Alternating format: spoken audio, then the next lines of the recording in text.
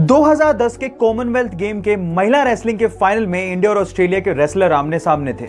इसके पहले तक भारत में रेसलिंग को पुरुष प्रधान गेम माना जाता था, क्योंकि इसके पहले तक किसी भी महिला ने कॉमनवेल्थ जैसे गेम में कोई मेडल जीता तक नहीं था। लेकिन उस दिन के बाद यह सोच और भारत का इतिहास दोनों बदलने वाला था, क्योंकि हरियाणा जैसा स्टेट जहां पर महिलाओं को इतना रेसलिंग के लिए प्रमोट नहीं किया जाता, वहां से निकलकर उस लड़की ने ना सिर्फ फाइनल में जगह बनाई, बल्कि ऑस्ट्रेलिया की एमिली को 0-1-0-7 से एक तरफा मुकाबले में हराकर कॉमनवेल्थ के इतिहास में गोल्ड मेडल जीतने वाली पहली भारतीय महिला बनी। और उसने साबित कर दिया कि हमारी छोरियां का छोरों से कम है कि अगर आपको लगता है कि आप अपने पैशन को फॉलो कर रहे हैं लेकिन उसमें सक्सेसफुल नहीं हो पा रहे, जो आप अचीव करना चाहते हैं वो अचीव नहीं कर पा रहे, तो उसके 5 रीजन हो सकते हैं। Reason number 1, it's not do और die for you.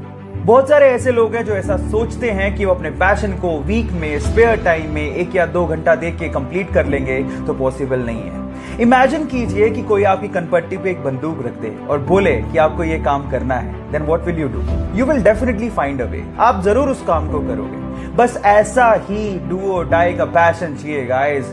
So follow your heart and follow your dreams like it's do और डाई फॉर यू। बाकी बचे हुए 4 रीजंस को जानने के लिए मुझे फॉलो करना मत भूलिएगा। मिलते हैं अगले वीडियो में। Thank you. सक्सेसफुल लोगों की लास्ट हैबिट यानी कि हैबिट नंबर 10 है, they do what they love. Guys, अगर आप पूरे दिन वो काम करते हैं जो आपको पसंद ही नहीं है, तो आप कभी सक्सेसफुल नहीं हो सकते। इस दुनिया में बहुत सारे ऐसे लोग हैं जो अपने पैशन को फॉलो ही नहीं करते। वो सिर्फ पैसों के लिए वो काम कर रहे होते हैं जो वो करना ही नहीं चाहते। So guys, follow your heart, find out your passion and convert your passion into profession. So ये थी 10 पावरफुल हैबिट्स, और अगर आपने एक भी हैबिट मिस की है तो प्रोफाइल में जाके जरूर चेक करिएगा। मिलते हैं अगले वीडियो में। Till then stay connected, stay motivated. बचपन से ही फुटबॉल को लेके बहुत ज्यादा पैशनेट था।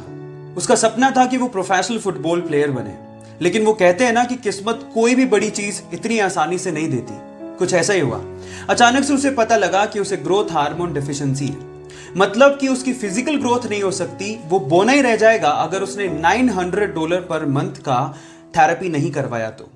इतने बड़े एक्सपेंस को उसकी फैमिली अनफॉर्चुनेटली बियर नहीं कर सकती थी। जिस क्लब के लिए वो खेलता था, उसने भी इस मेडिकल एक्सपेंस को बियर करने के लिए मना कर दिया। जिस भी क्लब में वो अप्लाई करने जाता था, वहां पर उसके मेडिकल कंडीशंस, उसकी फिजिकल कंडीशंस को देख के उसे मना कर देते थे, उसे रिजेक्ट कर देते थे। बट इतने सारे रिजेक्शन के बाद भी उसने फुटबॉल के लिए अपने पैशन को कम नहीं होने दिया।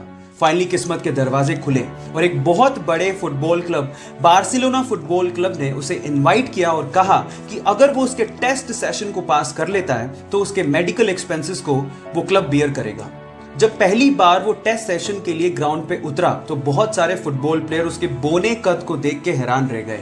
लेकिन जब उसने परफॉर्म किया तो सब एक ही बात बोल रहे थे कि ये लड़का फुटबॉल खेलने के लिए पैदा हुआ है। बस फिर क्या था, बार्सिलोना क्लब ने उसे उसकी जिंदगी का पहला कॉन्ट्रैक्ट दिया। उसके बाद उसने जिंदगी में पीछे मुड़ के नहीं देखा। वो वर्ल्ड का मोस्ट वैल्यूएबल फुटबॉल प्लेयर बना। इसके अलावा वो हाईएस्ट पेड फुटबॉल प्लेयर भी बना। उसका नाम है लियोनेल मेसी।